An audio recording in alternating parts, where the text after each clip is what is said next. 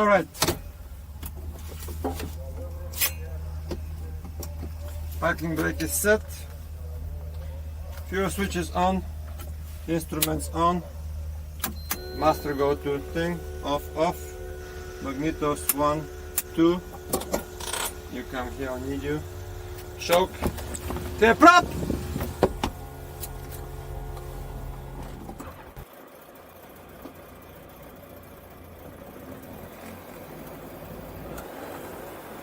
Hello everyone. Before I start on my latest adventure, let me praise all the volunteers at the event. They are the main reason why things go so smoothly year after year after year.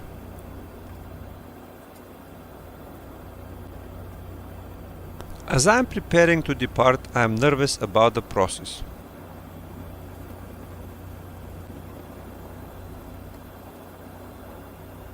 How would my small insignificant aircraft fit into the schedule of this enormous event?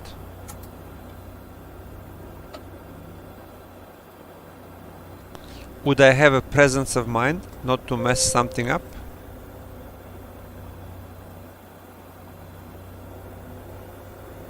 All of this is going through my head while trying to concentrate on my run-up procedure.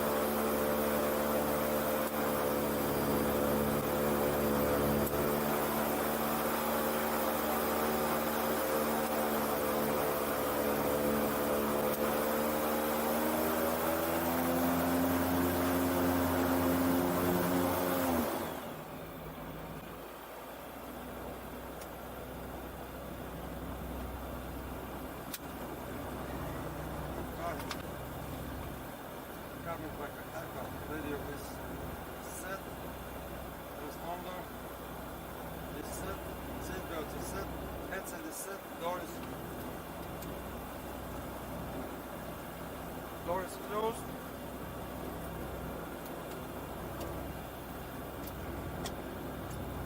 This guy is released. At this point, I'm ready for departure, and a note to the volunteer informs him of my status.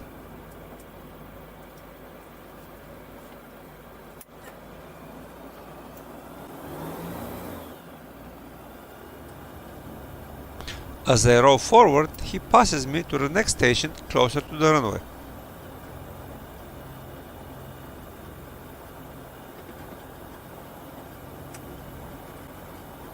The next guy points me in the right direction on my way to the takeoff point.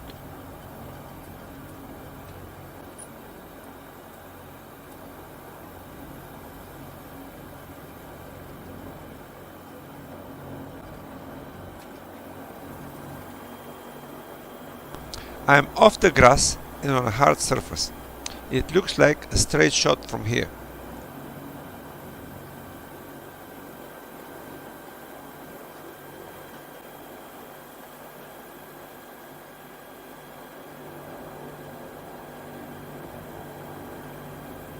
From here on, I am intently listening to the radio communications.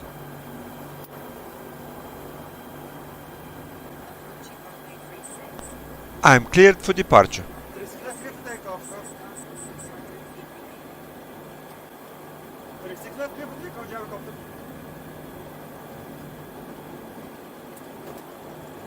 I'm winding up on runway 36 and starting pre-rotation.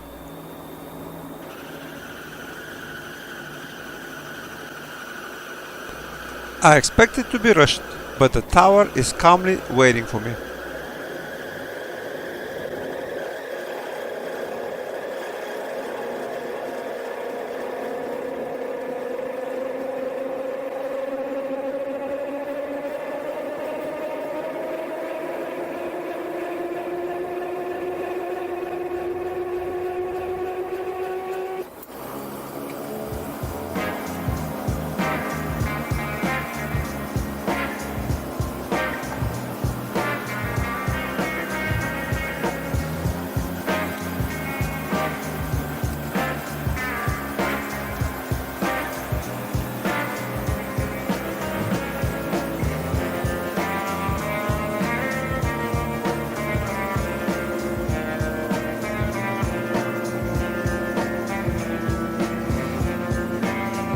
Once in the air, I must turn to heading 150 before reaching the tower.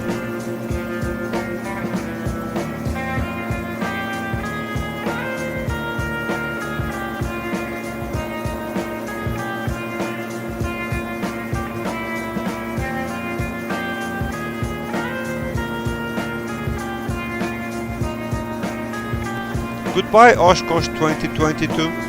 It was a fantastic experience for a first-time visitor.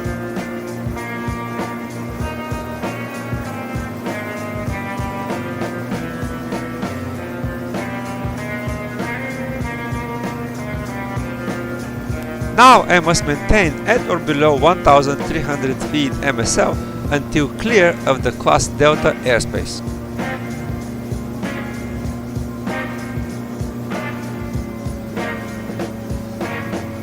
I am on edge, since there are faster aircraft behind me doing the same departure procedure.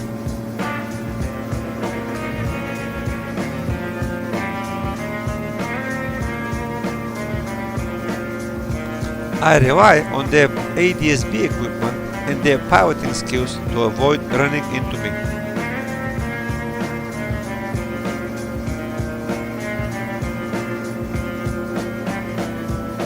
One last glance at the parked aircraft.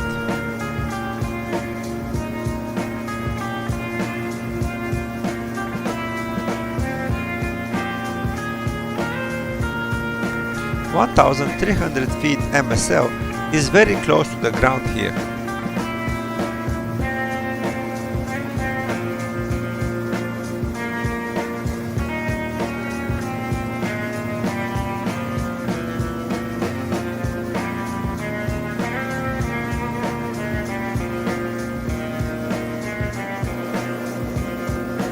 I am getting closer to clearing the Class Delta airspace.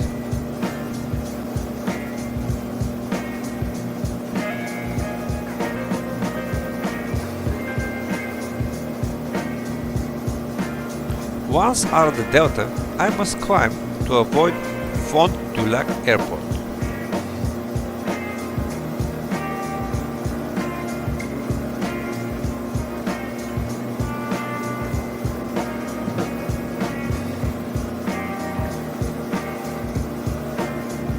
I can see the south end of Lake Winnebago.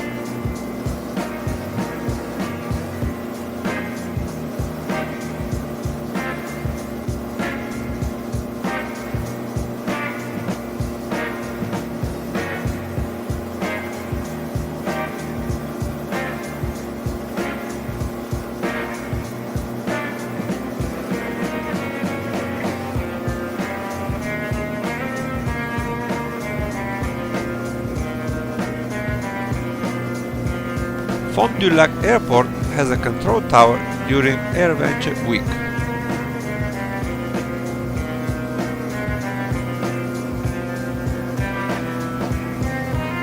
The airport serves as overflow for Oshkosh during the event.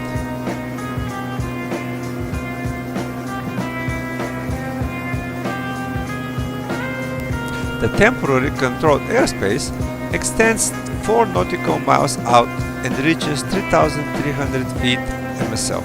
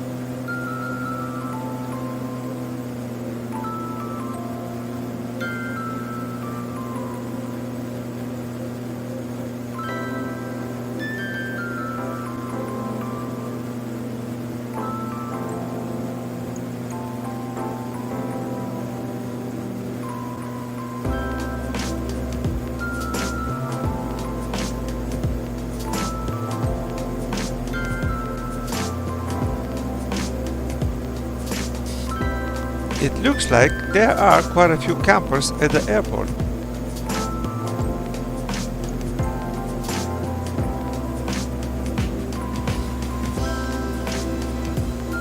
Maybe staying here is less intimidating to some pilots.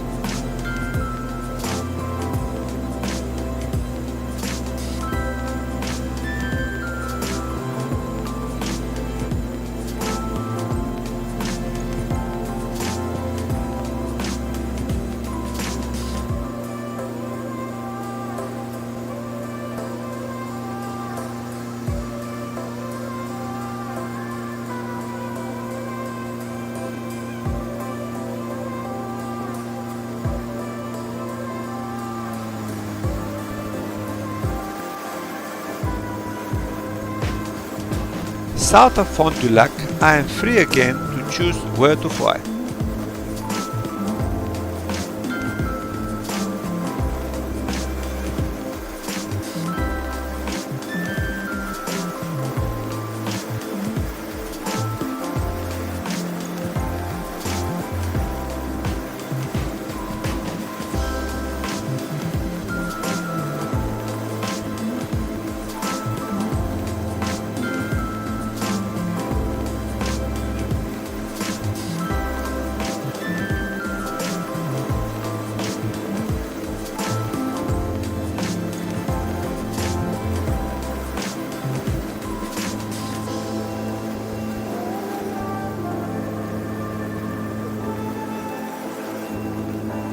As I fly on this magnificent afternoon, my thoughts keep jumping back to AirVenture.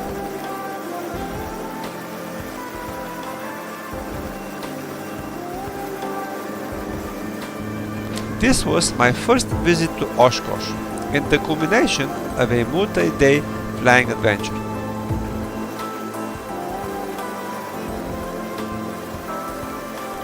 It was wonderful to walk the grounds of the event after seeing so many videos about them.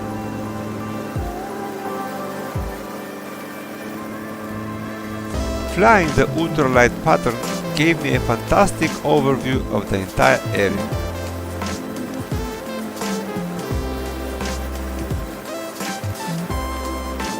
The daily air shows are a great entertainment and educational events for all ages. And the Wednesday night air show is definitely a bucket list item.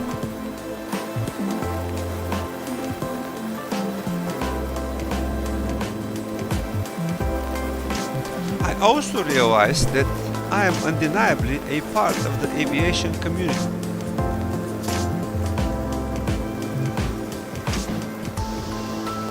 I met many old friends, some even came specifically looking for me.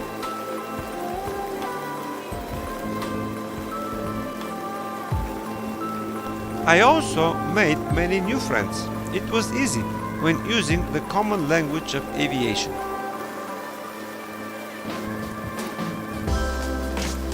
I do have to admit that I did have a secret weapon though.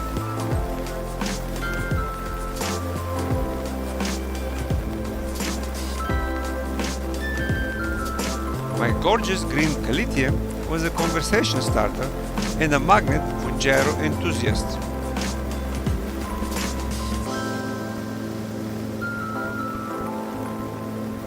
I took full advantage and spread the gyro gospel to all who would listen.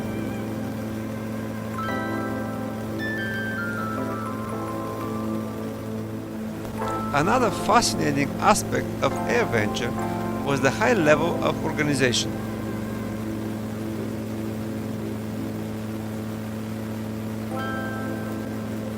There was nothing left to chance, and all was executed by EAA volunteers.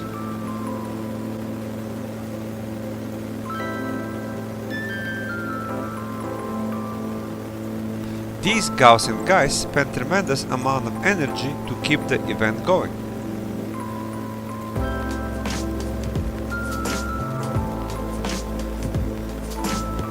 My hat is off to them, and I am greatly appreciative of what they do every year.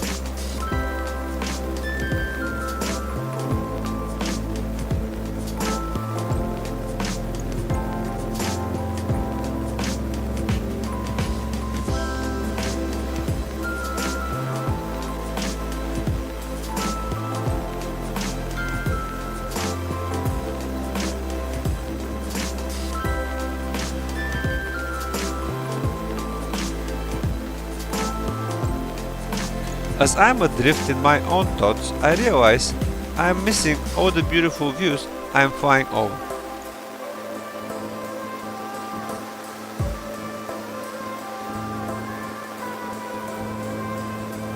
The late afternoon sun is painting the emerald land with golden overtone.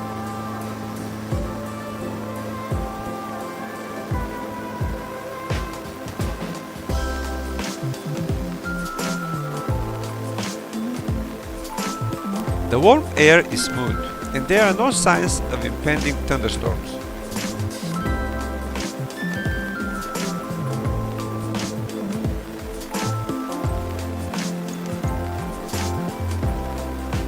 The meandering river just adds to the idyllic picture.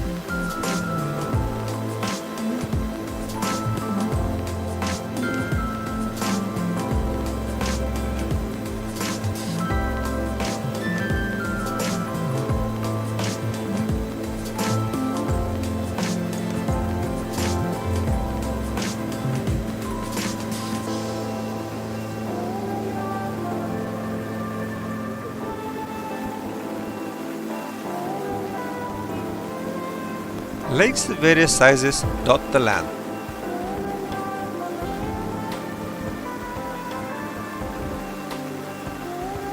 Their blue waters stand in stark contrast with the green surroundings.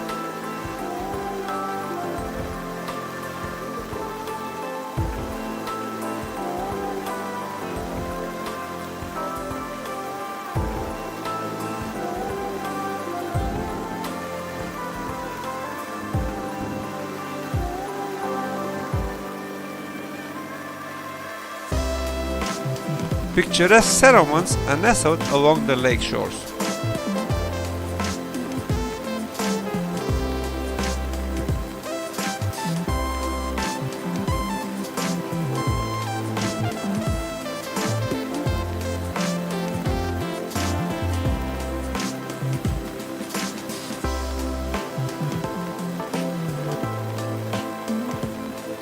Saying goodbye to Big Cedar Lake, I continue to follow Highway 41 to the south.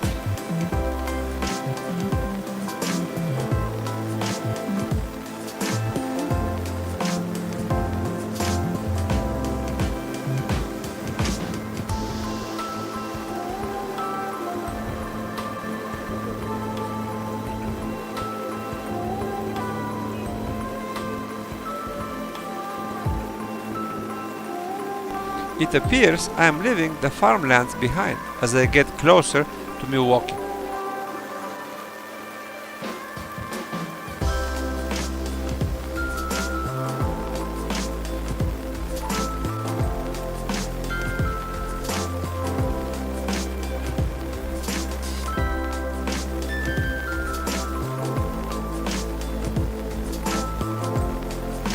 Housing developments are replacing more and more of the farms.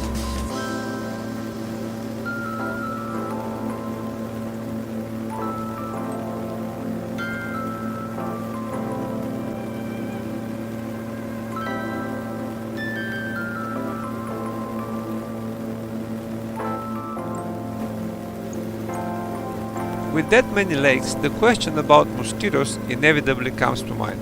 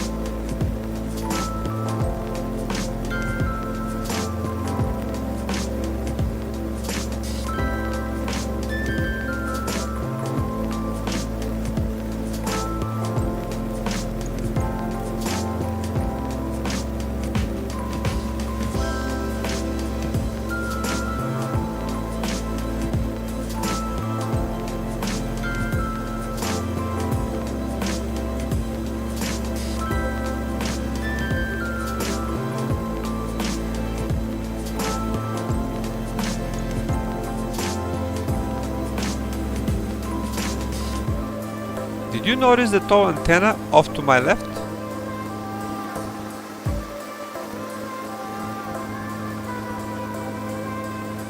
When flying over flat land in the US, one must be vigilant for these types of obstacles. Preflight is a great tool in a cockpit and helps with obstacle avoidance.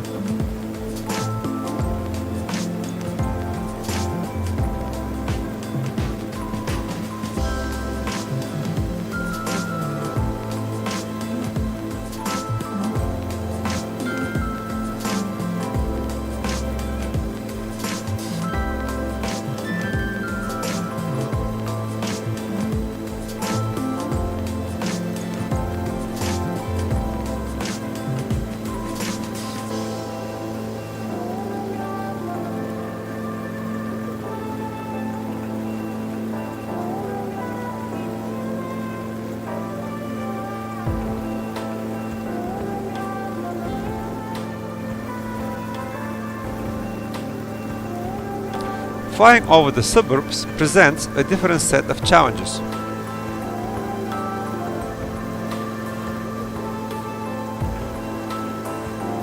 Emergency landing spots are not as easy to find as over the farms.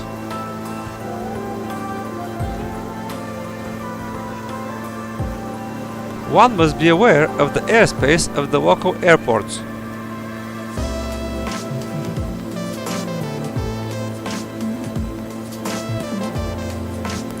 And don't you ever forget about noise abatement.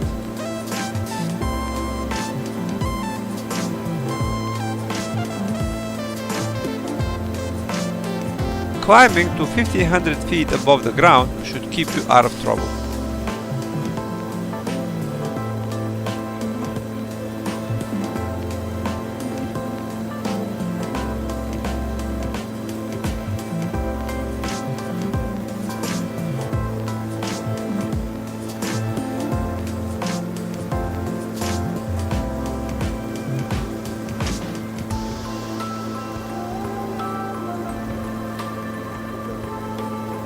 With all the trees and greenery, this looks like a very nice area to live.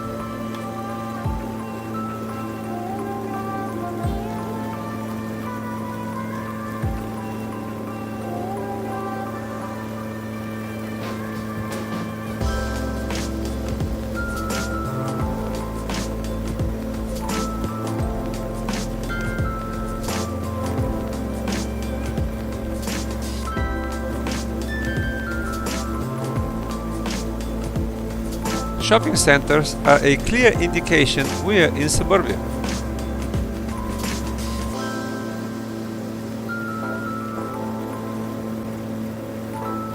And a golf course nearby?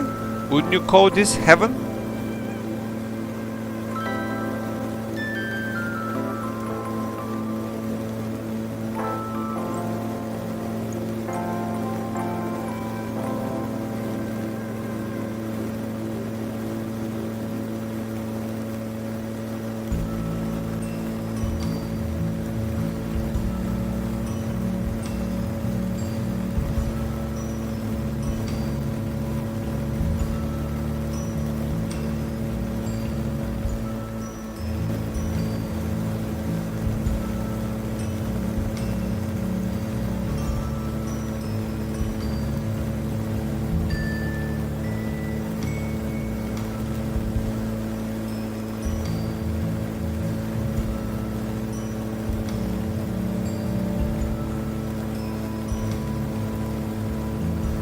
I have to admit, Midwestern architecture is much different than what I see in California.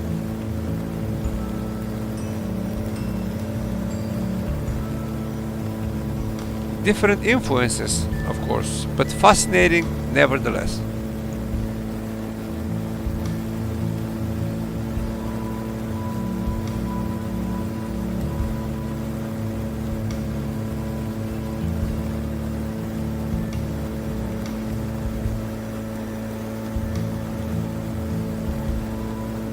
The desire to own a house in a nice area is universal.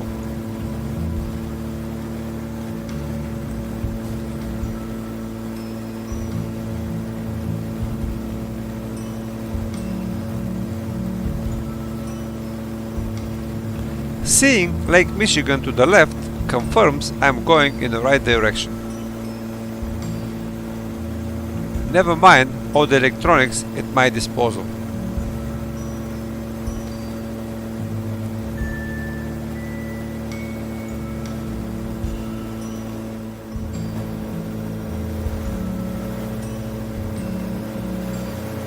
After a small detour in Suburbia, I am rejoining Highway 41.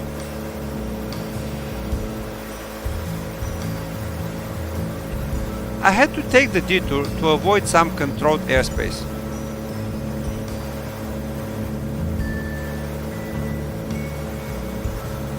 I just did not feel like talking to the controllers.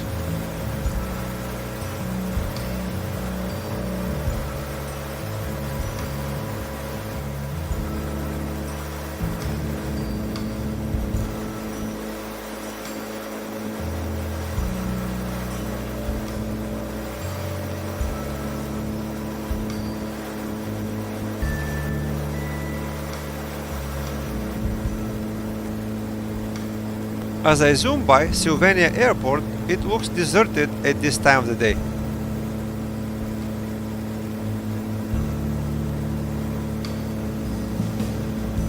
After checking the 80s on 127.175, this is a good place to call Kenosha Tower on 118.6.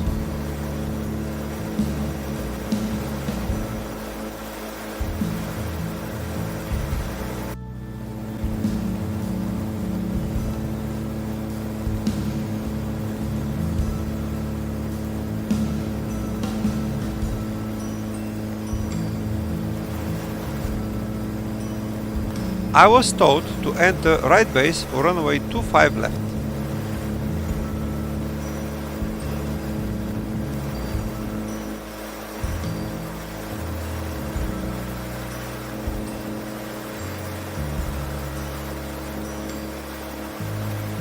A slight turn to the left would put me on the right course.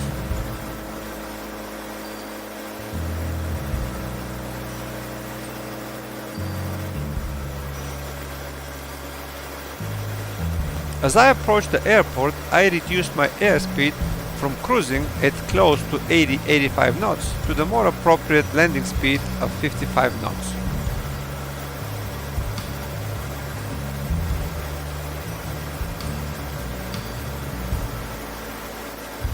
I ran through my short landing checklist as well.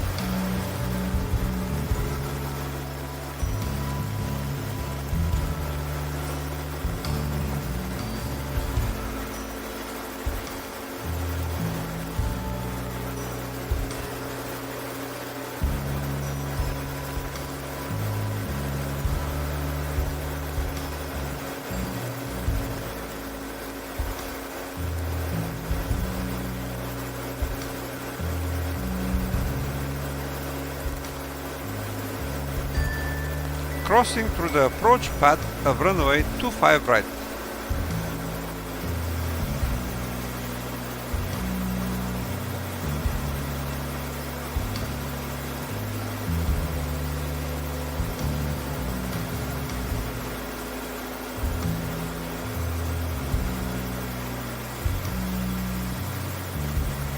Turning final for runway 25 left.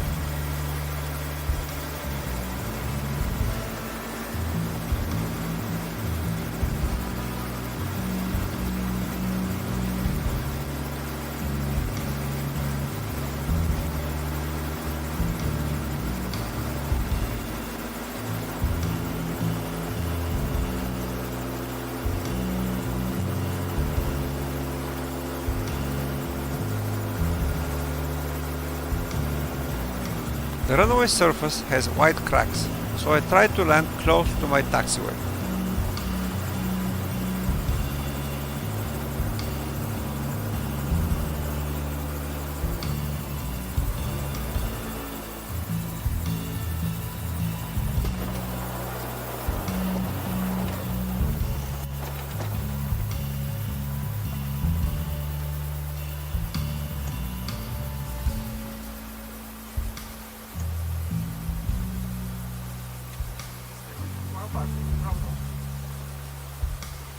The landing wasn't perfect, but definitely survivable.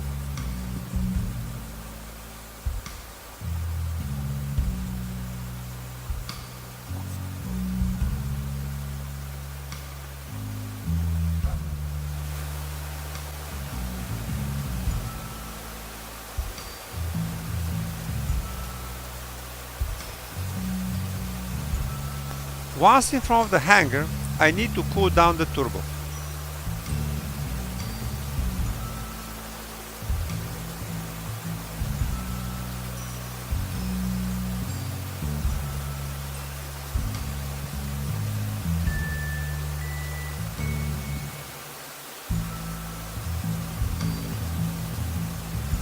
In the meantime, I am waiting for the rotor to fully stop.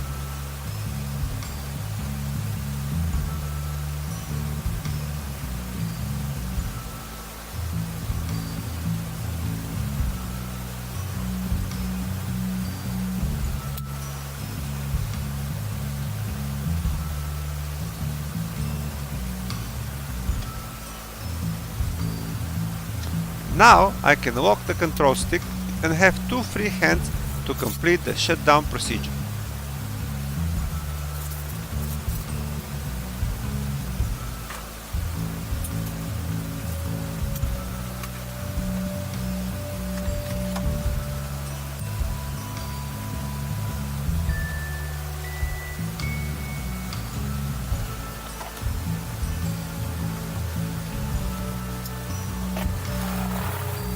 Thank you for watching. If you liked the video, please give us thumbs up and subscribe to our channel. You should also visit our online store dedicated to gyro related merchandise at www.lagyro.com/shop. The link to the store can be found in the description below this video.